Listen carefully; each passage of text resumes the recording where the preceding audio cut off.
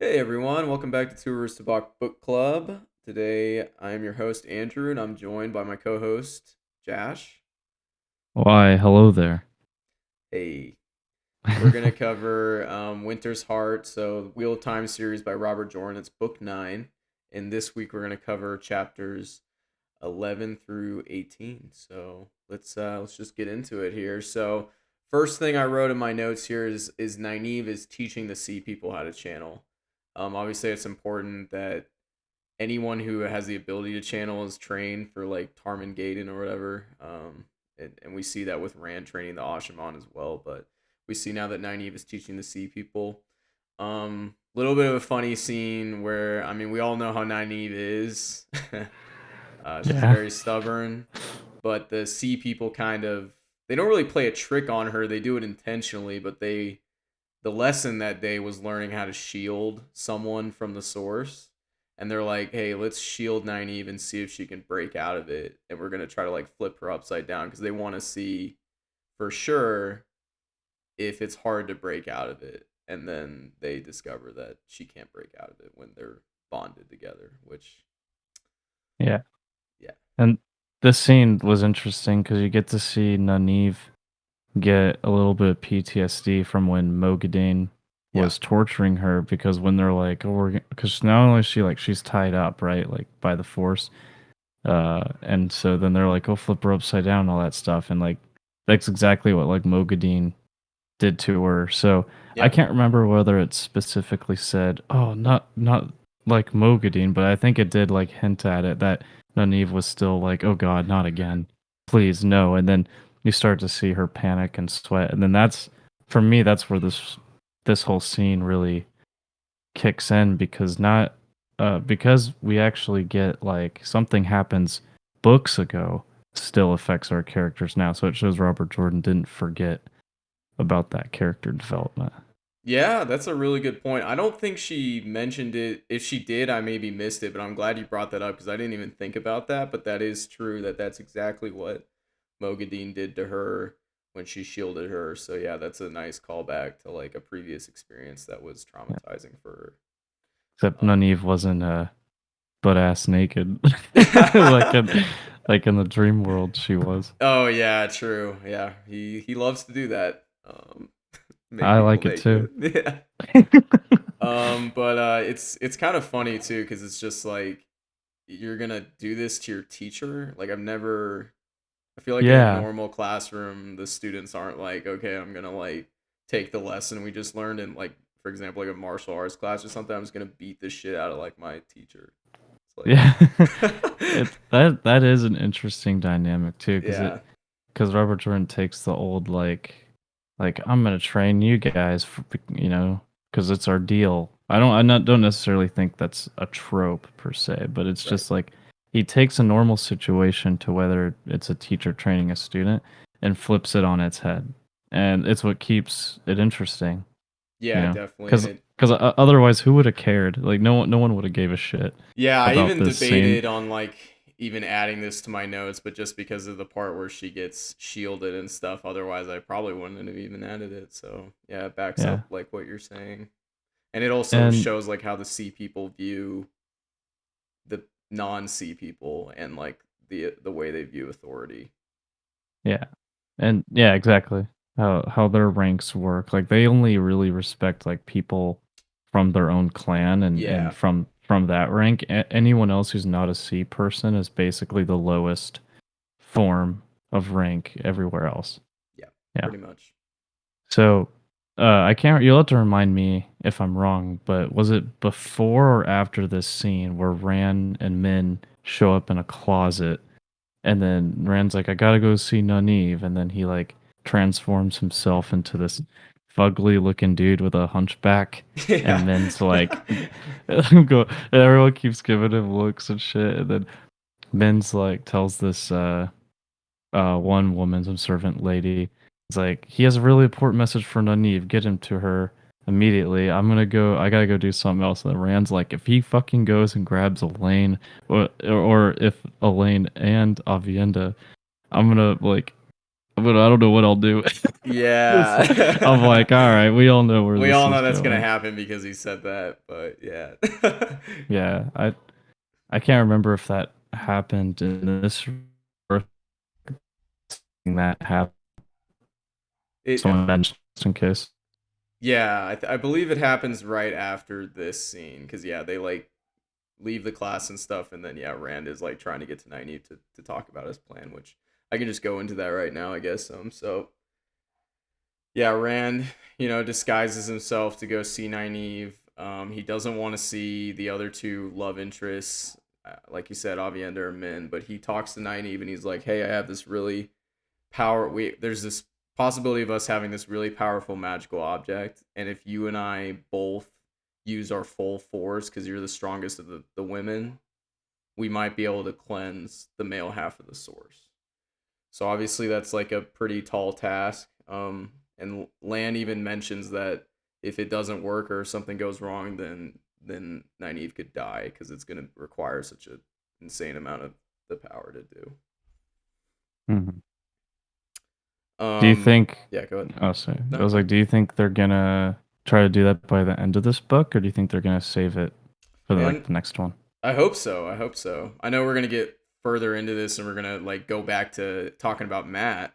So I don't know how Oh far yeah. we're gonna talk about Matt in this book. So maybe we won't make it back to this stuff by the end of the book, but I hope so. It seems like it'll be a cool scene.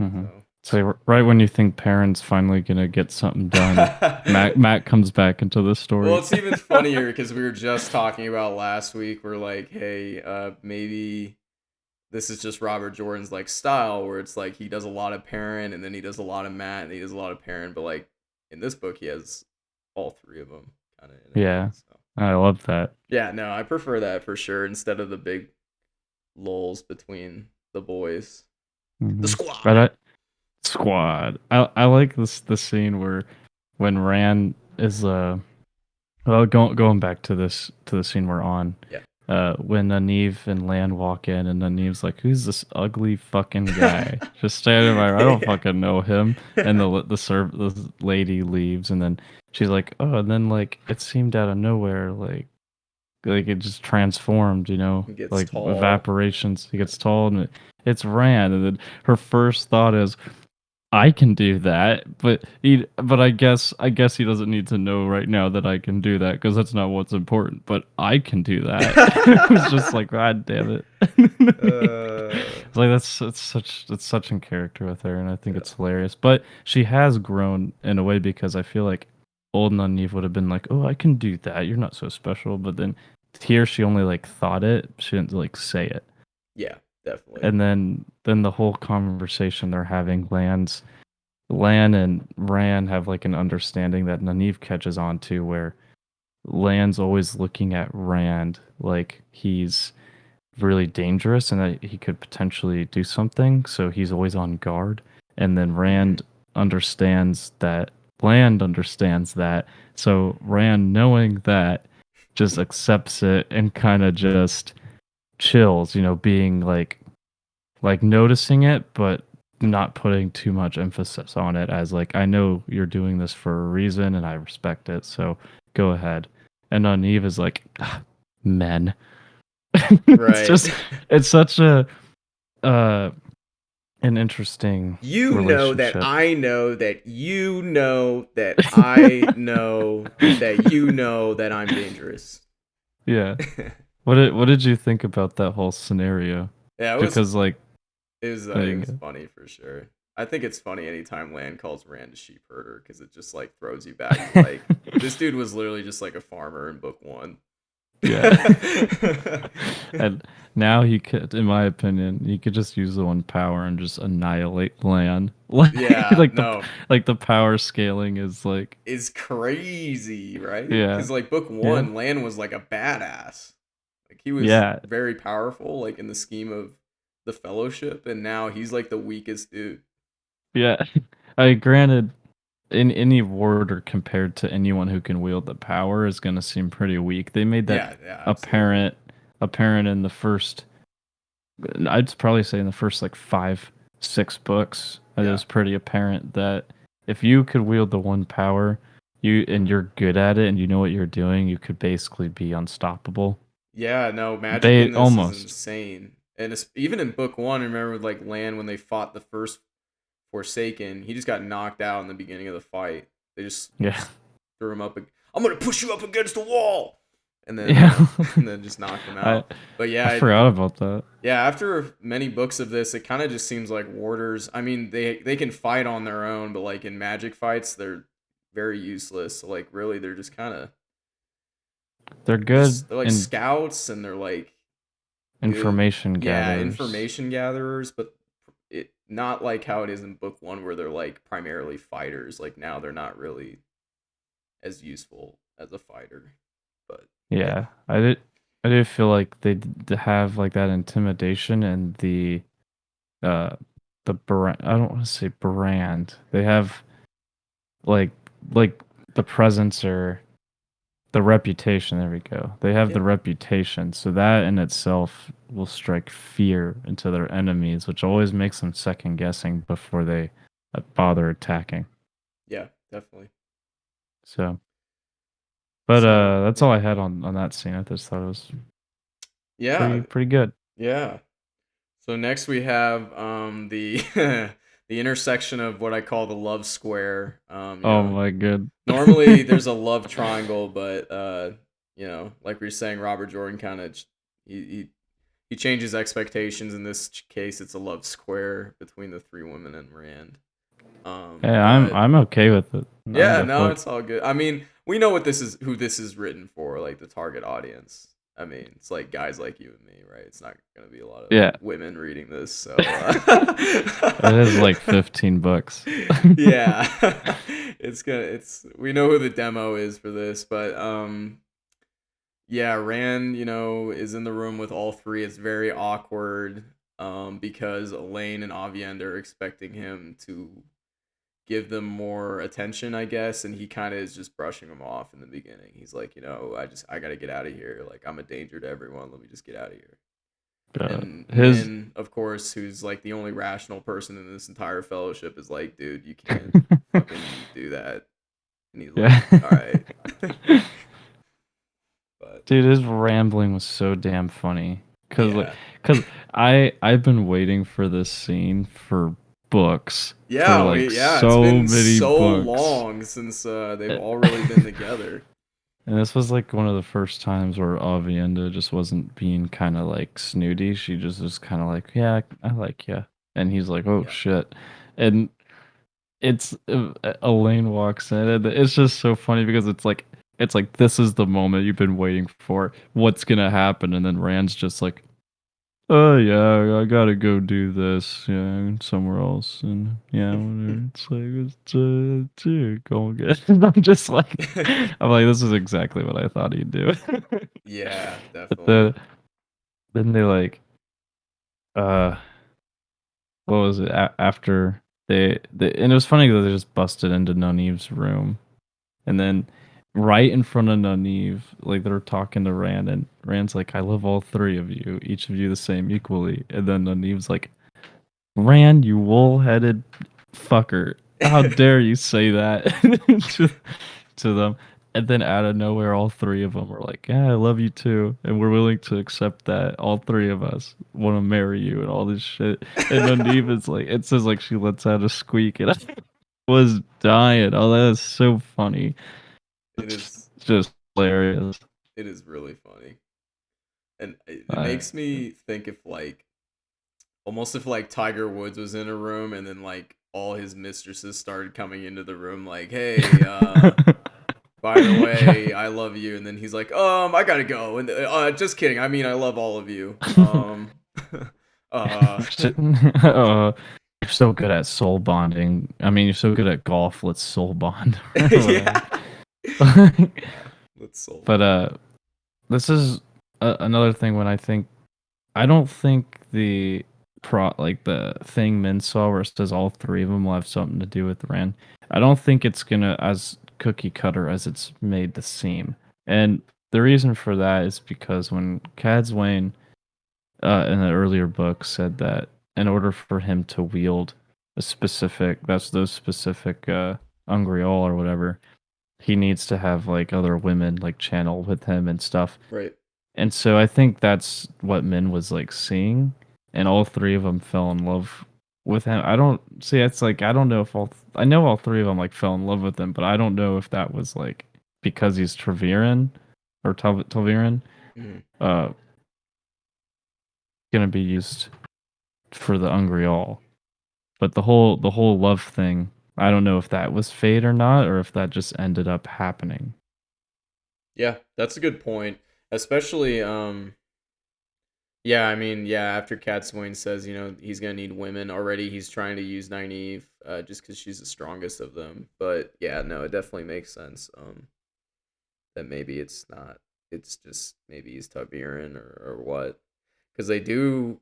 I mean, it's not like besides Min at this point, Min has been around him for a long time, longer than the other two by a lot combined. But Yeah, like it is interesting that like the other two they really haven't spent that much time with him.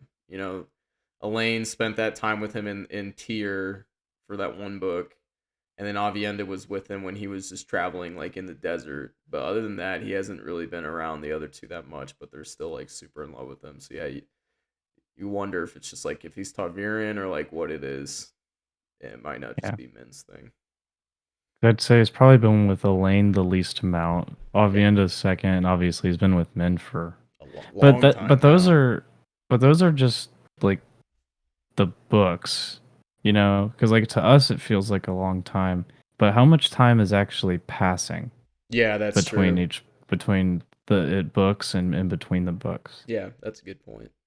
That's a good point. Like I don't know. That's too much. I'll probably watch a YouTube video on it, Yeah, like I'm or not something even gonna once attempt I to finish. analyze that with Yeah, everything not right, else, but you're not right probably right now. that it's probably actually like in book time, like a similar amount of time. But Like um, but during so after like they leave and start uh bonding the process, what do you feel about this scene where Rand's saying like, yeah, you can bond with me if but you know what you're getting into, the pain that you feel like and all this shit, and then all three of them are like, yeah. And then once they actually like do the bond, all three of them are just like bawling. Like they're just like, "Oh my god, the pain."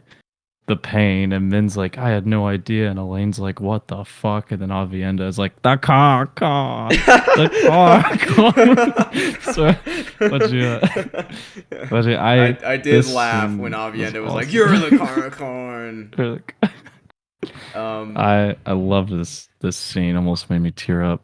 yeah, it's pretty good. I was actually gonna ask you about it as well. I mean, I guess we're gonna just start doing this now. But like last episode, I was like, okay, what if we were playing an RPG, like Hmm. game, and like what would you decide here? So I feel like this is another good like RPG moment where it's like, would you bond with all three women, knowing one the pain and knowing two like if one of you dies, then all of you are gonna feel that insane pain that Lan has felt, that I think Alana felt when one of her warders died. Like we've seen it now several times when a warder or the Aes Sedai dies, it's like extremely traumatizing to the other people who are bonded in that like group. So I guess what would you do in that circumstance? Would you agree to bond with all three of them? Would you only bond one of them?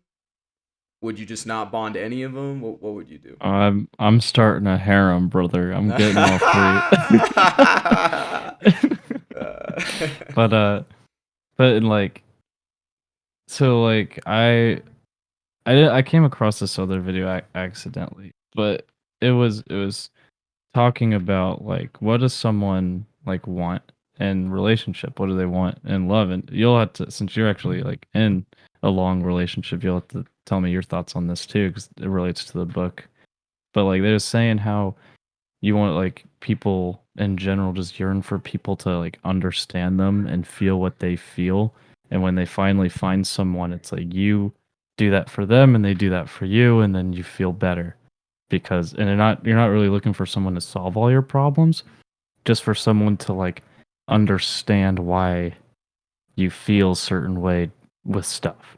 So when it comes to that whole symbolism of love, if you believe that that's what love is, applying that to this book, it's like a physical representation of Rand sharing, having Rand and those girls feel each other uh, emotionally, like actually feel and understand what the other person is feeling physically and emotionally.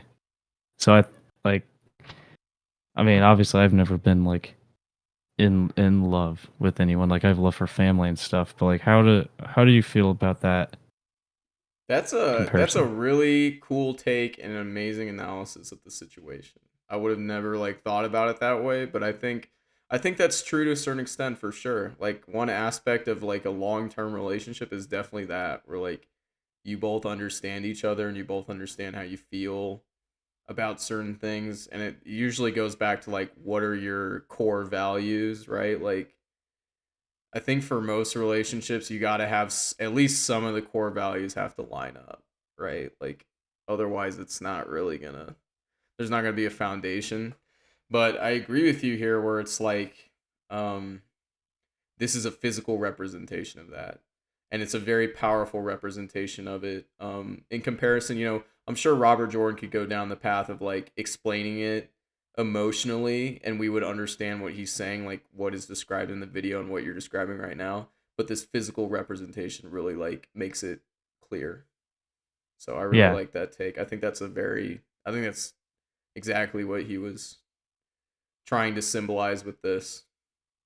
and I think the only reason I asked the question of like why if you would do it or not is just the consequences that could occur due to it if one of them were to die early. that's see, I feel like you know that old saying that it's better to have loved and lost than to have never have loved at all.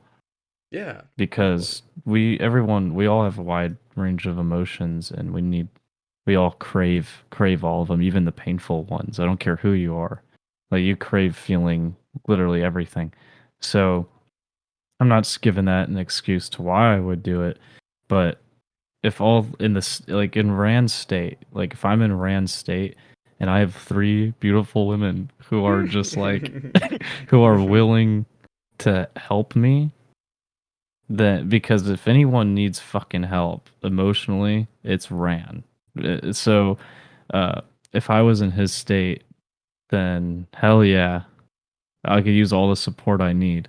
Yeah, I any support anyone's willing to give me, and even he was like, he was skeptical about it just because he didn't want like I just felt that like he didn't want to risk like he didn't want them to say no or anything like that. Like he wanted them to say no, but he really didn't. right. And so that's why when he asked him like three times or so, and then they're like, "Yeah, we'll do it," and then he's like, "All right." So yeah, I'd do it just because you can't go out everything alone. Yeah. And if in this case Rand's the chosen one, so if I was like the chosen one and I knew I was like fucked up and needed help no matter what, then it's like, well, I got to risk it for the world. Yeah. I like that take. That and they're hot, so it's like Yeah, fuck it. I was going off of that. This is a complete joke. This isn't like my serious take, but like, yeah, like imagine his brain now, or he always talks about how he can feel Alana in the back of his brain that Mos Oh my Eisley died. god, Now he has these three other women in his brain all the time. I'm like, bro, I'm already dude. have my hands full handling one woman in my life, having fucking four in your brain constantly. This man deserves a badge. Ugh. That's that's so damn funny. It's hilarious though. Like, I don't have a girlfriend, but I have like five sisters and like three moms or like Yeah. two moms. I got a lot of women in my family, so like it drive me fucking nuts. Sounds like you got to bond all of them now. Oh god, fuck no, like, they drive me crazy already. Uh, Uh, but like yeah, it's super funny. And then obviously since Elaine's the only one who hasn't fucked him yet, Min and Avienda are like, all right, let's do.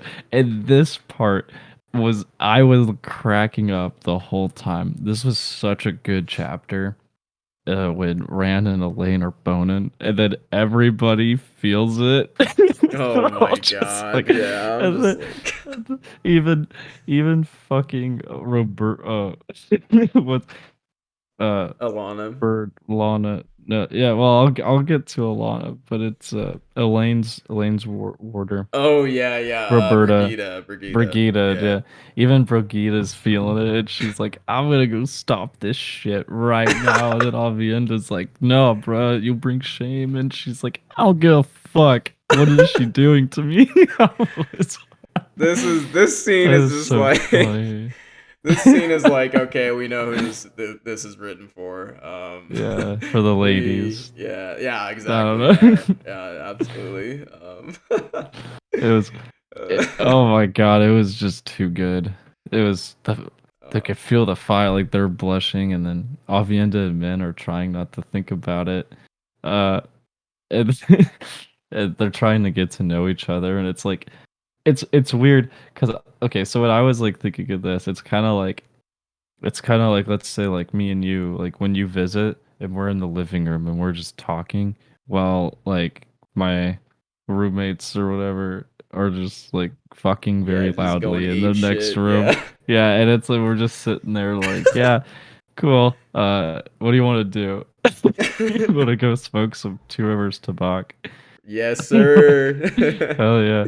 So, Yeah, it reminds me of like college when yeah, you hear when I was in like, the dorms or whatever and you'd hear that yeah. and you just put headphones in and you go to sleep. That's all you can do. So Oh my uh god. but That was so funny. So Jesus yeah, and then Christ. like Alana, it it was her orders like I don't when Cat Swain was like going through the shit and she's like I don't want to wake her because I don't know what's going on. And then it was like uh, I was like, oh, she oh my god. it's it's because you just imagine like out of nowhere you're just chilling and then like you see someone just basically just like looks like they're getting off but they're not, they're just like laying there dying. I'm like, I don't know, it's weird. It's fucking hilarious. this scene is the closest to like porn that we've gotten to with this series. I feel like this is like the Yeah, most explicit scene so it far. just be thankful Stephen King didn't write it. It's Yeah. all I'm gonna it's Robert all I'm gonna Jordan. say. I feel like every other book we get horny Robert Jordan. Like I don't feel like Yeah. the last book was all that horny. This book very horny, Oh yeah. but Well, yeah. it's I really enjoy Robert Jordan's take on like the horniness because it's like, don't get me wrong, I like Stephen King's too, but for different reasons. Cause like Robert Jordan's is just it's tame, almost family friendly, and it's kind of funny at some parts, and it's just I kind of just like it how it is. It's not too explicit. It doesn't need to be detailed. Like I don't need descriptions of Rand boning Elaine. It's just, and besides, it's a lot. I get a lot more out of this scene by seeing other people's reactions than I would having descriptions of Rand's throbbing piston. You know, Yeah, the he definitely leaves more to the imagination. Robert Jordan does, which is appreciated. yeah. I mean, yeah. Just read chapter 48 of Stephen King's The Stand, and you'll know what I'm talking about. Yeah, Stephen King's a little bit more literal. And you like that happy crappy? All right, that's it's not going any more spoilers. Uh, But yeah, so yep. That's the next thing? we could just hop into what you were talking about with like yeah, we go back to the Yeah, with perspective of Cat Kat Swing. Swain. Yeah, she has some conversations with the sea people and stuff. I'm not really gonna get into detail on that. I don't think it's really matters that much right now.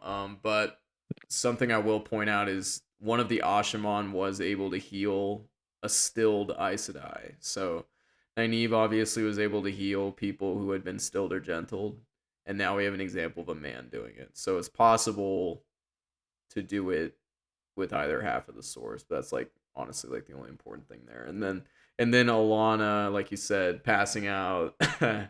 The warder says he can't sense anything. Um, don't know if it's like the orgy going on in their brains right now, or if Yeah. it's the or something else. But yeah, Let's see. This is this scene not only regard not words. Oh my good. So oh my god, like the warder doesn't know why she passed out. So right, it's looking like so she bonded Rand to her. So it looks like this warder can't really feel Rand at all. Elaine has bonded Brigida. So of course, so Brigida feels what Elaine is feeling, but let's say Elaine warded someone else, then they wouldn't be able to feel the bond between her and Rand. So it's like when you feel a bond with that person, it's only like that person. But it's right. weird that but then it's like wouldn't this warder feel something because he's bonded to her and that's what she's feeling? Yeah, you would think, which is maybe why it's something else. But my God, we're really getting into fucking like Warder Bond Sudoku here, bro. Yeah. You're bonded to you, you're bonded to me. Yeah. Pretty soon here, they're all just gonna get a fucking circle. Like, all right, I'm gonna bond you, you're gonna bond me. Oh my Hey, god. wait, did I bond Land? No, I did. Let me bond him really quick. All right, now we're all together. Um, So just in case anyone's confused, here's the bonds. Rand is bonded to uh fuck, what's her name? Lida? No, Lana. not Lida. Yeah, Alana. the Yeah. three girls. So Rand's bonded to Alana and the three girls. Elaine is bonded to Avienda, but Elaine is also bonded to Roberta or Roberta. God Brigida. damn it, But Brigida. God Elaine is damn it. bonded to Avienda through the ideal first sister Yeah. ritual, not the which seems to be stronger than the warder bond. But So it's yeah. So it's like there's a lot of bonding it's tree. a lot of It's a shit, bonding man. tree. A lot of shit I going on. I wonder if in a few books here, if there's gonna be even more bonding. We're just gonna have to like put up like an image on the YouTube channel when we record this, a fucking web of like who's bonded to who. Fucking one Yeah. is a sister bond, one is a fucking warder bond. Just like it in the middle of the background. Just have it for like a split second. It's gonna be that meme of Charlie So Day where he's like, writing all this stuff on the wall, like the whiteboard yeah. is all fucked up and shit. And then, Yeah. oh man, but yeah, That'd be great. But there is yeah, before we move on to the next thing, there's yeah, one last thing I wanted to bring up. And it has to go back to Elaine when she woke up after the banging the next day. Uh after getting railed by Big Dick Rand it's the or dragon whatever. dick. It's the dragon dick. We talked about damn, it's a shame we didn't record those first couple I books. know we talked about his dragon dick a Yeah, lot. yeah, we constantly. Well, he wasn't using it Anyway. back then. He wasn't Yeah, it using it at wasn't. all. That's why we could talk Uh, about it. But now, it's just common knowledge. He uses it now. Damn right he does. Hey, so, like she wakes up and it's like I forget what flower it was, but Rand like left her a flower that Yes, correct. couldn't have been there because it's winter, so it's obviously he went through a portal and got it and Yeah, then yeah, and then Elaine uses this cool power to make this living thing last forever. yeah, Now, I don't know if it's still alive because I like when she looks at the flower, it could have just been picked like any other flower. So I don't know if it has roots or anything or if it's like sustaining life. I don't think it is. So I think it's just this organic thing. She has now a power. I can't remember if this just came out of nowhere in this or if it she learned it somewhere along the line and I forgot. But she has this power to make this thing last forever, and she said it would last forever unless like someone fucked with it. But that's insane Yeah. So I believe she learned it from, I can't remember who she said she learned it from, but it was a different uh civilization or whatever. I can't remember who taught her. It might have been the wise ones, I can't remember. But yeah, yeah, it's a really cool power and it makes you wonder like what other things she could do that to, right? Like yeah. could you put people in stasis? Like could you do that to people? Or but I don't know. I guess we'll find out like later on, but Hmm.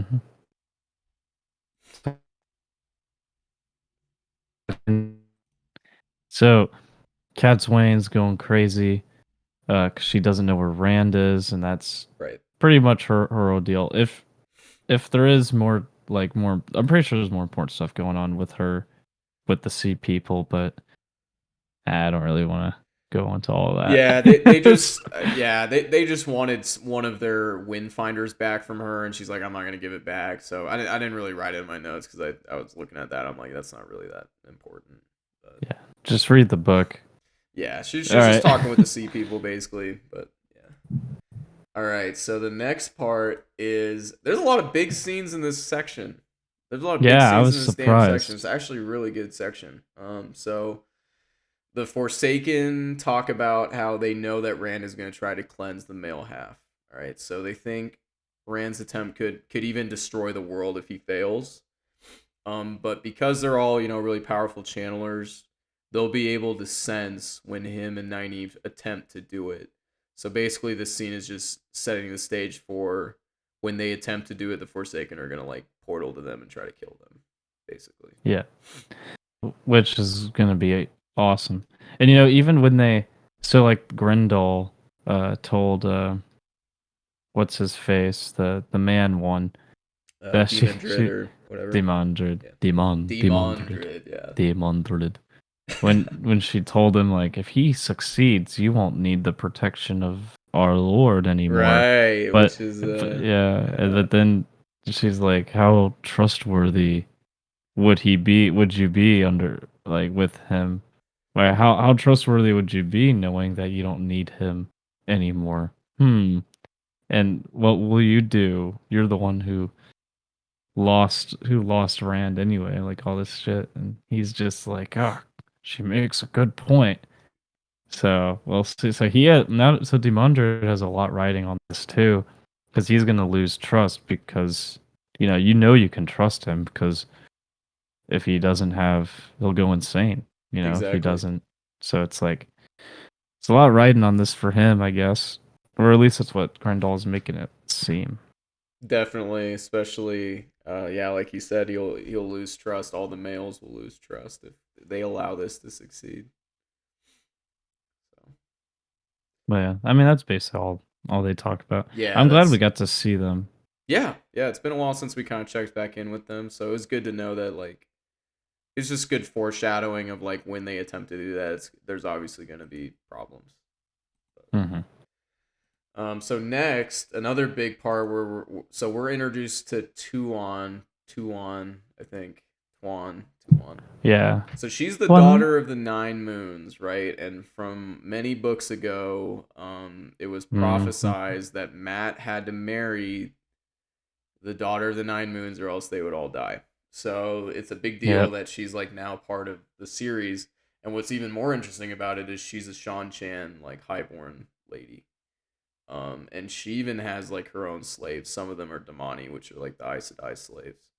So she's very much like a full blood, like a full thoroughbred Shan Chan.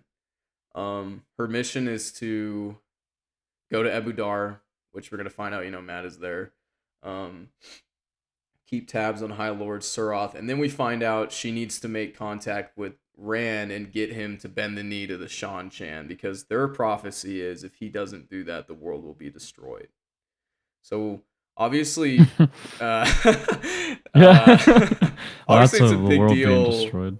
right? It's a big deal to even have the daughter of the Nine Moons show up because it's been a while, and I know Matt. Most of the time when we have Matt's perspective, he mentions it at some point. Like he'll be like, "Oh, are you? Does daughter of the Nine Moons mean anything to you?" He'll ask girls that a lot, and it never Hmm. means anything. And we finally like know who it is, but We got there's always a lot of prophecies within this world. The sea people have their own prophecy. The Aiel have their own prophecy. Karakarn, as we just saw in the Yeah. orgy. The Um, car. Yeah. there's their own prophecy in Andor. Like everybody has their own prophecy. But we haven't really seen a prophecy yet where it's mentioned that he has to bend the knee to anyone, especially to the Shan Shan, which would seem weird because they kind of suck. But Yeah. um, yeah, Yeah.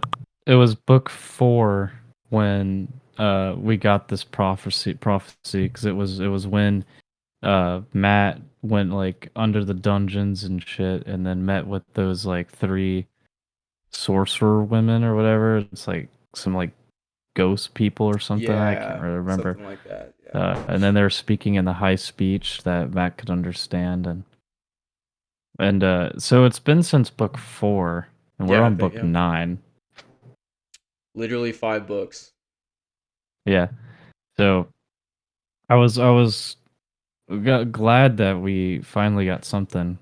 Because I'm like, if there's 15 books and one's a prequel, uh, then we're on book 9. I'm like, well, maybe we better start get the ball rolling with some of these prophecies.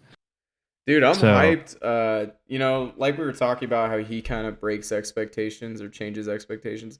I'm hyped that she's like a Sean Chan. I think that's really yeah, interesting. Like I don't know how they're going to eventually end up together. Obviously they will because they have to. yeah, But yeah, I'm really curious to see how it goes. And obviously they have like really big cultural differences, being that she literally has many slaves and he doesn't. that's So That's what's so funny about their situation is because Matt, I see him as basically the full embodiment of freedom to where he just wants to do whatever he wants whenever he yeah, wants. yeah, And then she is like being a Sanchan and having slaves is like the embodiment of like a ruler, like an owner, a dictator type person. yeah, So it's yeah. like, so not only do we already know that they're probably going to end up together or have to end up together? But it gets interesting because it's like, how are we going to get there from a man who never wants to marry and wants to be as free as can be? How is he going to get seduced by someone who's like a slaveholder who's like anti-freedom? So Yeah, it's like, no. Yeah. so it's a very interesting. It'll be a very interesting scenario. And she's like stalking him too. It's pretty damn funny. Yeah, we're about to kind of get into that here, but yeah, and I can just move on after I say this part. Yeah, But yeah, no, I love that comparison of like Matt is the total embodiment of freedom. He's free with everything, and then she is very the opposite. Control, security. She has slaves. Her whole life is like planned out. She's following this specific prophecy, and on top of that, she's like a Shan Chan highborn, and there's specific things she has to carry out because of that. And like the Shan Chan are obviously super structured. So yeah. yeah, no, I really like that comparison. I'm sure Robert Jordan like meant that to be that way, but I didn't even think about that. So that's a good Yeah. take. There is no story without conflict. Yep, yep. Amen, brother. Amen. Hell yeah, brother. Hell yeah, brother. Okay, so yeah, I'll just go ahead and go into it here. But yeah, like we were talking about, Mats and Ebudar. Actually, we open with him already mostly healed from his wounds. He's speaking with the Illuminator that he saved many books ago. Man, I can't remember which book it was. It was like very early though that he I think it saved was this.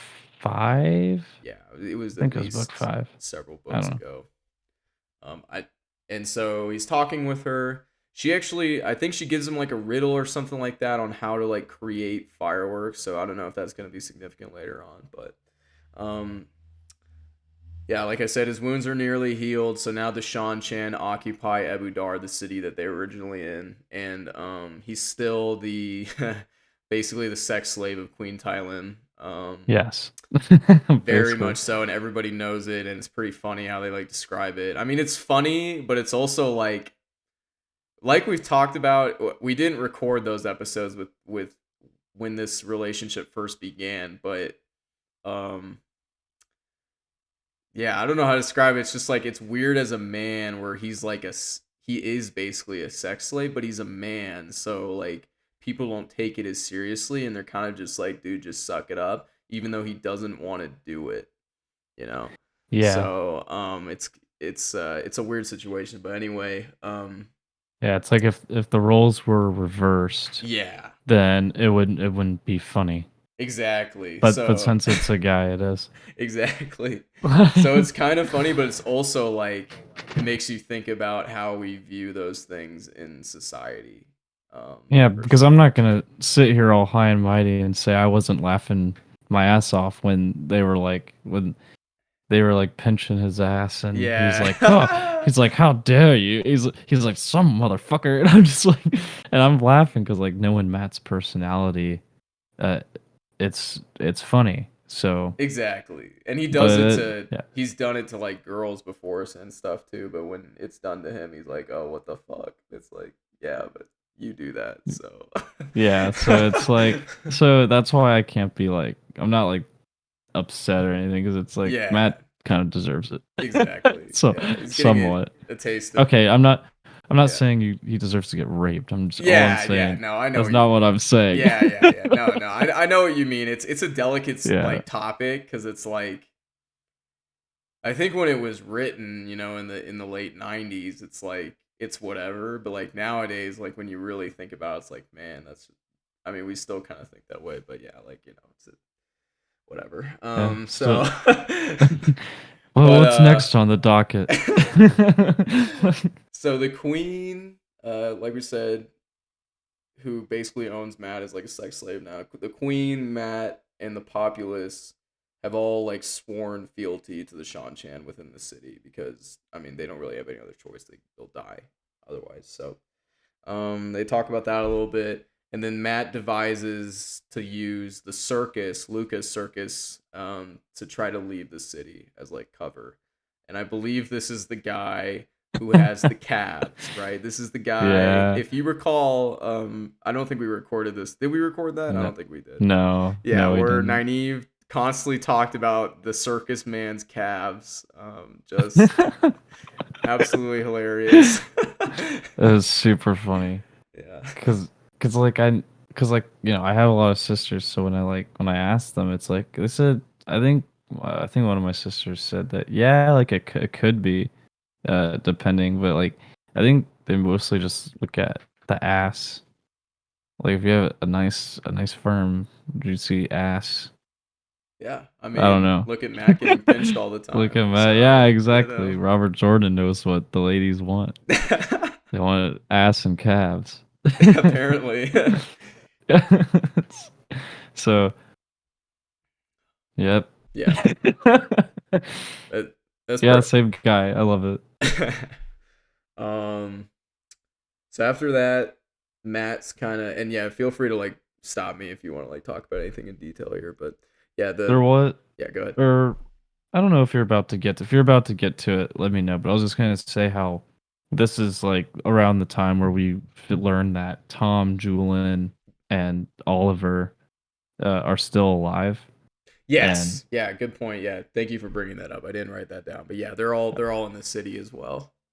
yeah, and it seems like and this is when Matt starts talking about how like the invasion was barely an invasion. It was more like a absolute takeover, and they Right. barely had to do anything. He's like, only like a few buildings were destroyed, and of course, of those few buildings is the one that lands on him.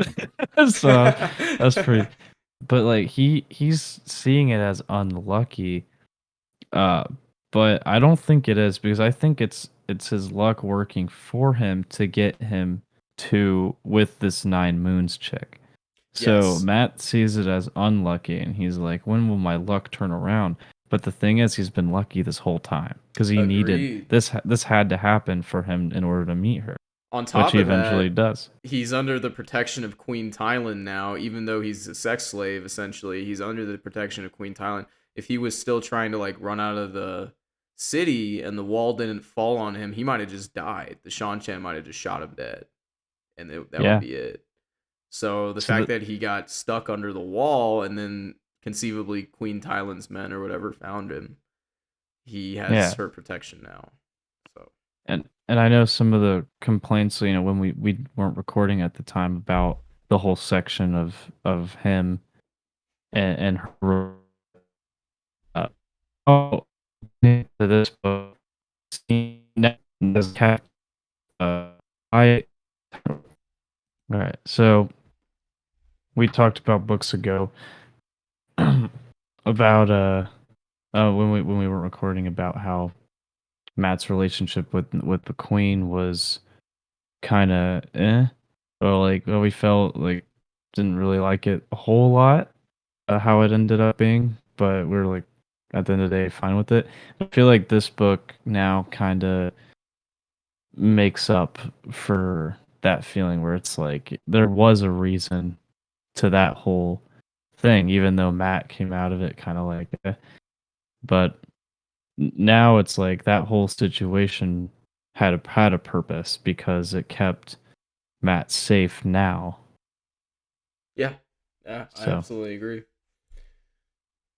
I agree. yeah, so it's and then oh my god, and then they when all the guys are talking. Oh wait, no, that happens a little later. I won't spoil that yet. You can continue to the next thing if you want. Okay. So yeah, next thing that I wrote down was, and there's a lot more like talking within Matt's head, and like you said, he talks to Tom, he talks to he briefly sees Julin, he talks to Oliver a lot, the child. He eventually is walking through an alleyway in Ebudar, and the golem returns, so it kind of jumps out and attacks him. Obviously Matt isn't fully healed, so he has a pretty difficult time like fending it off because he can't really fight very well. But he's able to use the medallion to kind of like fend it off and get it to leave.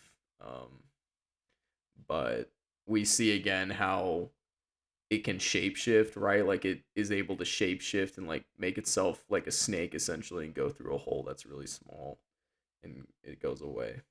But Yeah, right after that, he meets an old man named Noel, um, which to me is a little sus.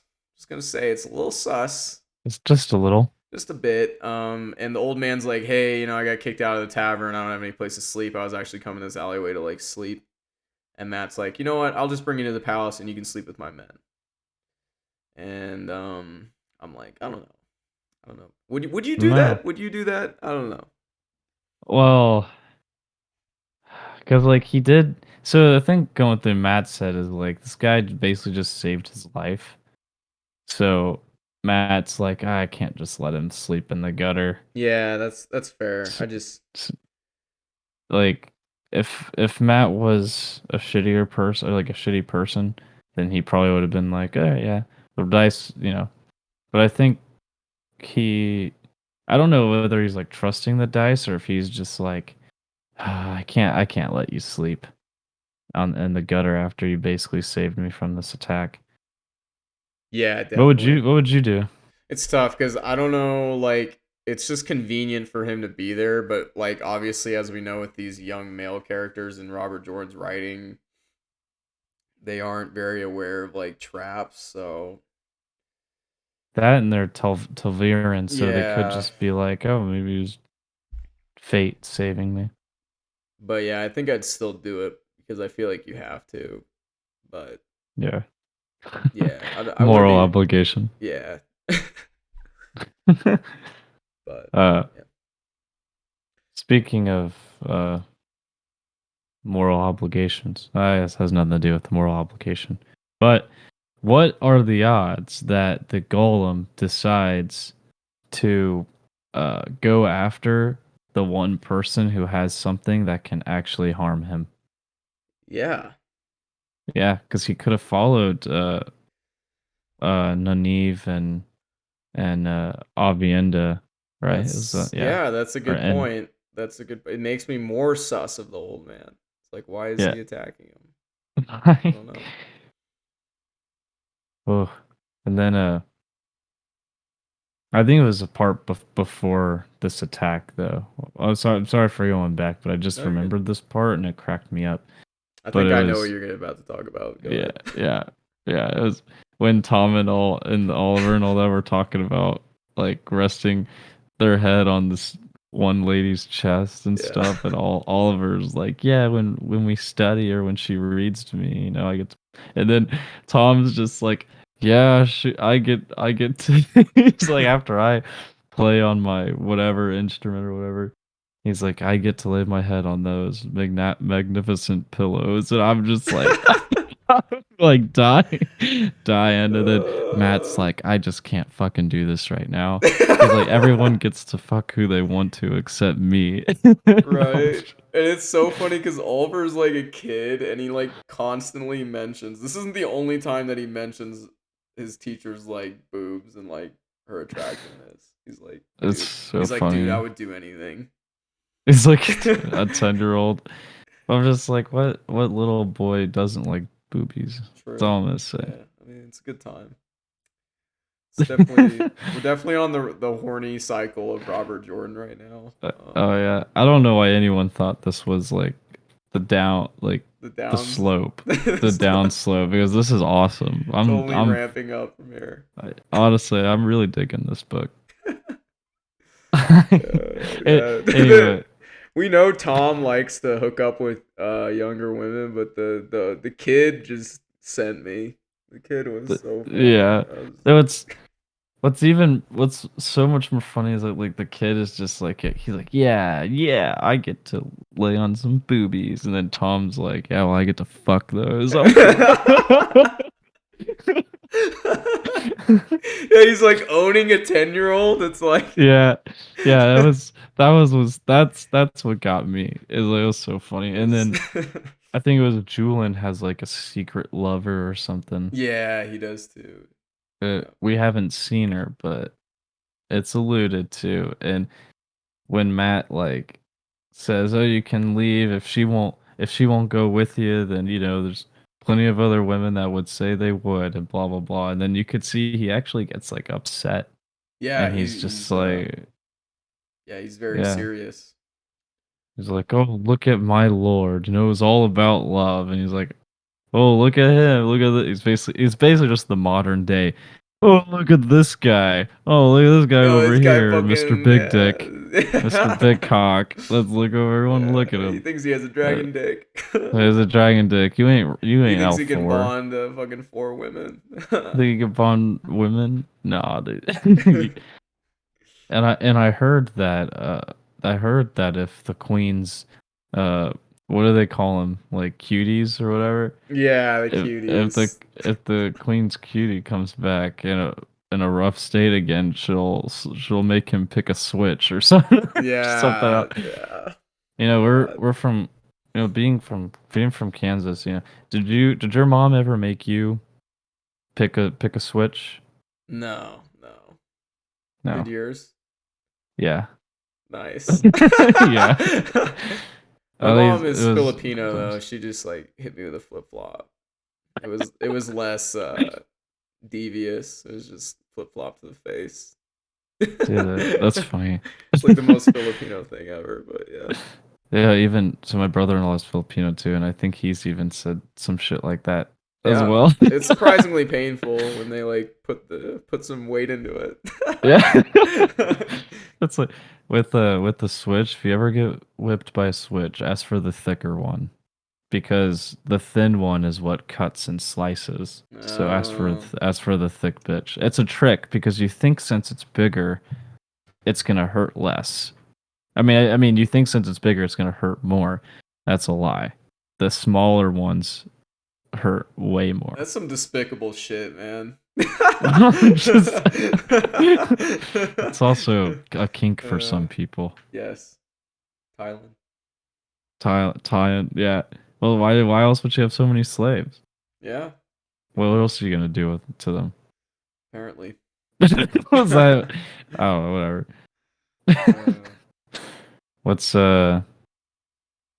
What's the next couple things? I don't know if we'll have to go into like every little itty bitty scenario with Matt. Uh. no, yeah, there was a lot. Like I said, there's a lot of exposition dump kind of with Matt in these chapters. I didn't include a lot of it. I just tried to include like the main things. But obviously, if you went and read it, you'd know about all the stuff he was talking about. But then, and if you want to talk about any of it, just stop me here. But the next scene I wrote down is so Matt walks into the room with all the like women who have basically who have power over him, right? So Queen Tylan, the High Lord or High Lady Turoth, which is like the commander of all the Shan-Chan in that city, and then Tuon, who is the Queen of the Nine Moons, who he's gonna have to marry apparently at some point. So something that's important about this scene is when he comes in here, the dice come to a dead stop. So like throughout most of this Matt section, the dice have been like rolling in his head. And usually what that means is there's gonna be something bad that's gonna happen to him when they stop rolling. When the wall fell on him, they stopped rolling. Now, like we discussed, is actually probably a good thing that the wall fell on him. So I think he kind of just misinterprets it a little bit.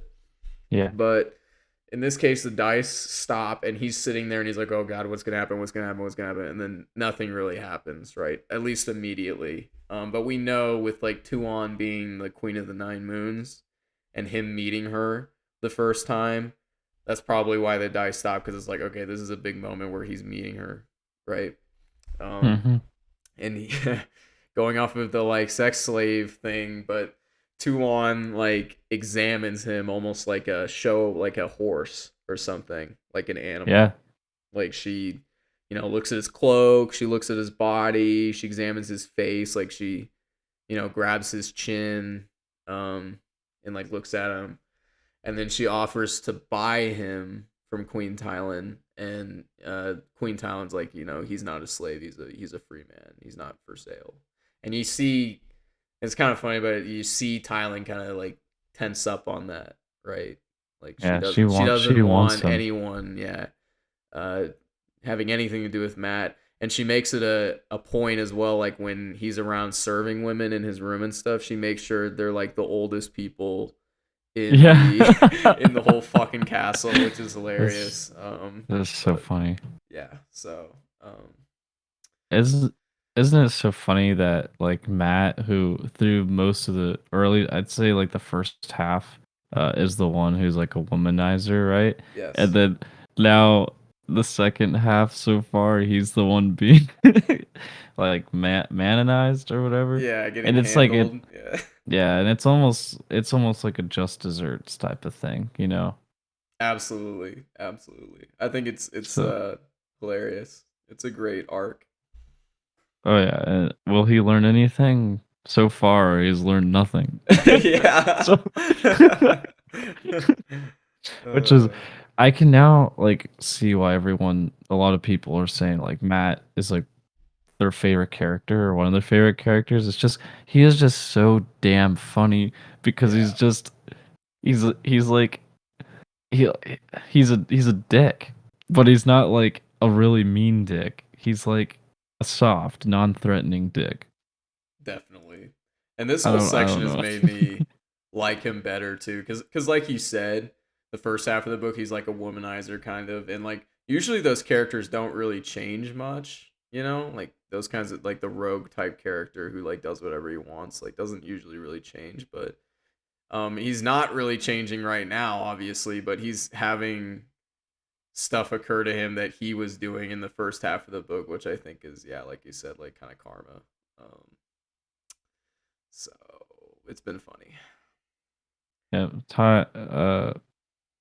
Taiwan, not the princess, The not queen, of the Nine Moons, the queen. Yeah, her son is still okay with Matt banging his mom. It's right? pretty And he funny. even like encourages it Yeah, because he's like, when after she's around you, she's not in as bad of a mood. that how how would this situation kind of make you feel to where like a woman or even if it was anyone, but let's just put yourself in Matt's shoes. So a woman just comes up to you without like asking or anything, just starts like touching you and doing all this stuff, and then grabs your face, and then just asks Holly how much to buy him, how much to buy Randrew. Randrew. Randrew, what would you? It's And I'll double it. I'm flattered, but That would only be $2. That would be it would go from two $1 to $2. $2. So like, $5 for the sucky suck, but $2 so for 'cause I'll just buy the whole thing. the. No, it's good. Yeah, I mean, I know the way Matt describes it, it's like he feels like a piece of meat, right? So Yeah, it definitely is not a good feeling. And like you said, roles reverse. This is like if this was a woman, it would be a disgusting scene, right? Like it would just be an yeah, absolutely disgusting scene. Like the whole thing would be disgusting. And honestly, it probably should be, even though he's a man, but because he's a man and like the way we view these situations as a man, it just doesn't have the same connotation. Like it doesn't have the same feelings around it. But yeah. yeah, And I'm sure maybe, Robert Jordan's trying to make a point as well there, as well as making it funny. But yeah, yeah. And and maybe one day generations past us will look at this scene and actually like feel bad for Matt. But for some reason, yeah, I just yeah. I see it and I'm just like, yeah, sorry, I just don't feel that bad for Matt. No, I think we're kind of as a society going towards more of that direction. But like you and I think we're not. Yeah, like you said, and maybe in a few generations it might be different, where they'll read this Yeah, and be like, "What the fuck, man." yeah. So sorry, I'm an asshole. I can't help how I feel. I was born this generation. But Yeah. yeah, but What's like, good about it though is it brings up it's somewhat humorous and it brings up these conversations. So I'm sure he's like trying to do that a little bit. But yeah. yeah, and it's not like Matt is like completely powerless, like with the power of being Trevelyan, Hmm. or not whatever it is, Treviran. Jesus, with that power, as long as and he's able to like go around the city, gamble, and like make money, and like he's making moves. So it's not like he's not entirely free. He's a smart dude. So Yeah. that's also kind of why I also don't feel too bad for him is because he's a smart guy. He'll get out of it. Yeah, he's a man. He'll do it. So I'm not like, it's kind of like with the whole Fail thing too, with like her and them. I don't feel like super bad for them because I have faith that Fail being so intelligent that she'll find a way out of it. So I'm not scared for these characters, is what I'm saying, Yeah, I agree. This isn't because I like have what's gonna be faith in their them. life for the rest of their existence. Yeah. Now, at the very beginning of the story, when like Egwene was captured by the Sanchan and put under a collar, at the beginning of the story, at the second book, I was like, "Oh shit!" Like I was like actually worried for this character. But like now, these many books in, it's like I have seen them do so much stuff that it's like I'm not too worried about them. Like I feel like confident enough that they could get themselves out of a jam. Yeah, definitely. It's not the first jam they've been in. Mhm. You can that's all I really had on this scene. Okay. If you wanna. This is basically the final note I wrote. I don't know how much we'll have necessarily to talk about it. But so Matt strikes a deal with a tavern owner to just store gold and clothes to prepare to escape. So he's kind of like starting to enact his plan to like get out. And I remember him mentioning he's thinking about ways how to make that money to get out. The other part I'll mention here in this last chapter is when he's in Queen Tyland's quarters, he discovers Tuon, which again is the daughter of the Nine Moons, like examining his bladed spear that he got from that same encounter where they told him that he has to marry the daughter of the Nine Moons. He got that spear there too. So a little bit, Robert Jordan's obviously trying to like remind you like, hey, remember Uh, when this shit happened? So she wants to buy it from him, but he refuses, and says he's not going to sell it. And then later on, he just mentions in this chapter that he starts to catch Tuon like at random times, kind of just staring at him, for no reason. So kind of a weird start to the relationship, but obviously they're so different. I feel like it has to start kind of weird before they yeah, start actually hanging out. But clearly there's a certain level of attraction already. But yeah. I feel like So she is definitely more attracted to him right now than he is to her. Yeah. 'Cause, like because he was like, this whole time I like kind of thought she was a boy or Yeah, she acted like a insults boy. insults her a lot. Yeah. So he's like, but then in this last chapter, like when she was doing the spear, he's like, yeah, I guess she does have some curves, like, and so he's slowly starting to notice her a little bit. But it's pretty obvious she has it's kind of like when Avienda was falling for Rand. It Yeah, was just it was very kind of different pretty obvious. culture. Yeah, definitely. But they have a weird way of like expressing it. Honestly, the Aiel and the Shan have a lot of similarities in like the weirdness of their culture. Yeah. It's only weird because you grew up in a different culture, Andrew. It's not Well, very sensitive, when not very somebody comes into progressive. my room and says, "Hey, can I buy this from you for 10 times the price you paid?" and I say no, and then they just glide past me as if I didn't exist, it's Yeah. um Yeah, fuck them. Yeah. They didn't even try to bargain a little bit. dude, I'm so beyond excited for this relationship though. I'm really excited Dude, to see right? like how it plays out. And and yeah, I think I'm gonna like theirs a lot more than like Rance and Tywin's. Is that her name? Or am I Thailand. Yeah. Hylan? Yeah, like that's the queen, right? Yeah. Yeah, there's just too many people. I know. but So many but people. but anyway, I'm because like she's like dressing Matt up in like all this pink shit, and Matt's like, and they got kinky with those ribbons. Oh, You just know. you know. And then the next day, Matt's like burning them. He's like, I never want to see. He's like, I never want to see pink ever again. Oh man. So this like I honestly I don't get that when people say this is the slump because I am fucking loving this shit. This is everything like I wanted to be answered, being answered now, and now that that's being answered, it's like we can now move on to like the bigger shit that's coming our way. And it's like for me it's exciting. I am completely loving it. Me too. I've actually really enjoyed it so far. I haven't felt like it was a big slump either. I think maybe some people might criticize it because there's not a lot of main story action moving. There's not like a bunch of main story events happening, but like all the side quests and stuff and these relationships being developed is a lot of fun, in my opinion. But if you're not into that stuff, then I could see why you maybe don't like this section.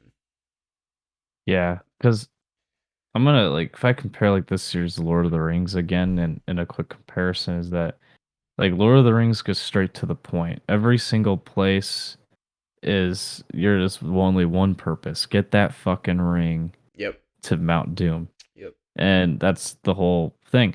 This Also, meat's it's back like on the menu, boys. also meat yeah, meat's always back on the menu. Yeah.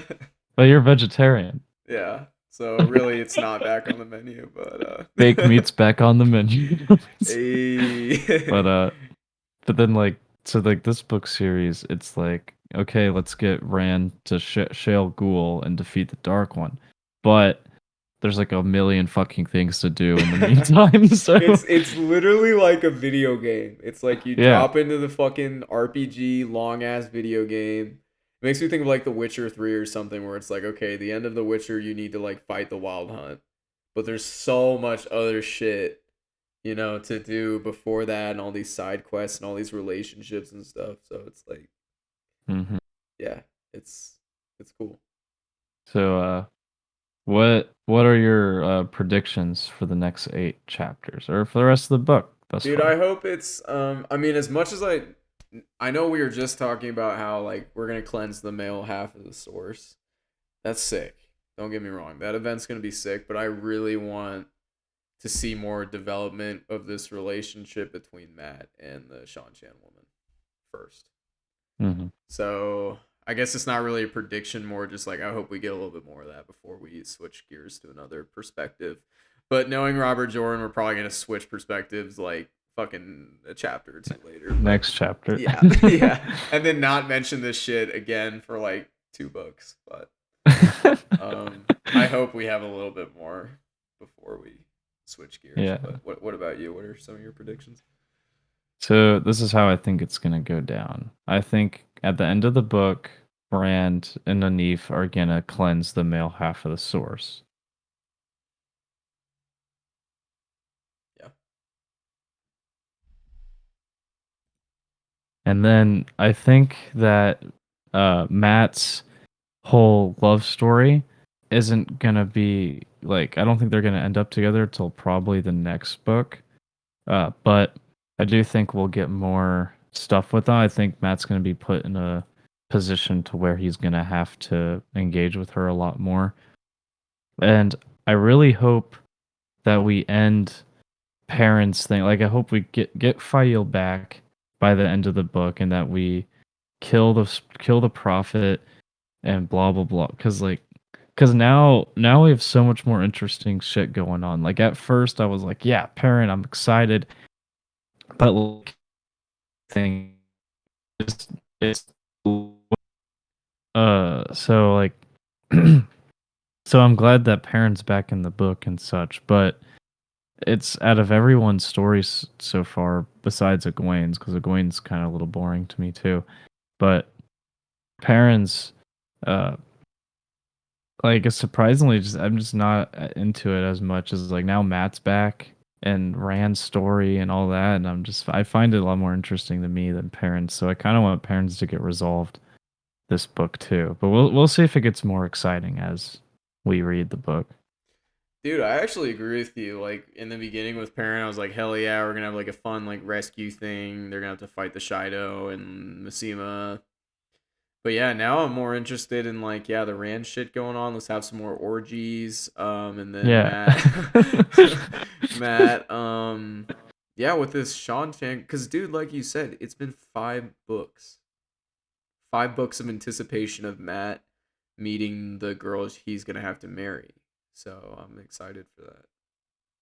So like at first I think like I don't know, because about if Robert Jordan should have left Matt out of the book. Well, I know he shouldn't have because we all love Matt. But now, like Matt's plot line uh, has completely overshadowed Perrin's. Because now it's like now I just don't give a shit. I just want to see everyone else's. But Yeah, I agreed. know I'll care when we get back to it. I just now it's like I just Perrin, just kill the fucking prophet already. Fuck. Like, we all know Yeah, he's right. crazy. Just Cause it's like kill him. we know he's gonna kill him. We know he's gonna get Faio back, like all that shit. But with the other stuff, it's a little bit more like we don't know. So I'm excited. Yeah, but what if he doesn't get File back? What if she dies? What if he has to? What if he wakes up and Barrelane's sucking his dick? Like, what are we Oh doing? Gonna do no! Oh no! then? And then they all the guards see it and they're like, "Hey, he was Oh, getting hey, sucked off by we're Barrelane." tell. I'm telling File. And then the two Rivers men are like, Perrin, you're married. You can't be doing shit like that. Only when you're not married. Apparently, it's okay. uh, will he fuck Barrelane? Well, that is a good question. I think I I, I don't know. 50-50. Honestly, me Like, too, man. It depends on how long Faio's gone. it de- it for me it depends how long she's got. I don't think Perrin would. I think the only way Perrin would do it is if Fail died Yeah, no, and then he's enough so time moral. passed. He's not gonna do it unless No, unless she's like dead. Even then, do it, I don't even pussy. yeah, even then if she died, I don't think he would. Even then. Uh, that's why I think it would take probably it would I don't know about years, but it would take a lot of time after Fail died for Perrin to be like, okay, Caroline, Time to fuck. but yeah, time to fuck.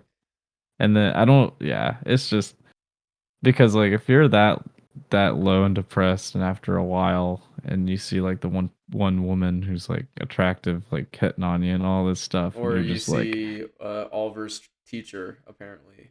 yeah, all this teacher, or if Lanfear's corpse comes back from the grave, all all rotting and sexy, like Dude, just gotta yes. fuck it. Yeah. Dude, hell yeah. Well, yeah. Well, I hope. that was chapters 11 through 18. Um, Yep. we'll leave you with the image of Lanfear as a corpse being fucked. So. Yep. God, I love this book series. By the way, that wasn't in the book. Lanfear No, wasn't. no, that wasn't. I just That want to wasn't make at that the end of clear. this chapter That did though. not That's happen. not in here. Or Um, did it? Oh, I'm just playing. so we're doing eight chapters again, right? So 19 through 20. Eight, let's see. 19, 20, 21, 22, 23, 24, 25, 26. All right. 26. Yep. 19 to 26. All right, 19 to 26. So if you're following along, read that, and then we will post the next video. But Yeah, you better fucking read it. yeah, God. No, I'm just kidding. And if you made it all the way through with us, thanks for listening. We appreciate it. Feel free to give us a like on YouTube or a comment, and get like us on any of the podcast platforms. We'd really appreciate it, and we'll see you next time. Smell you later, Red.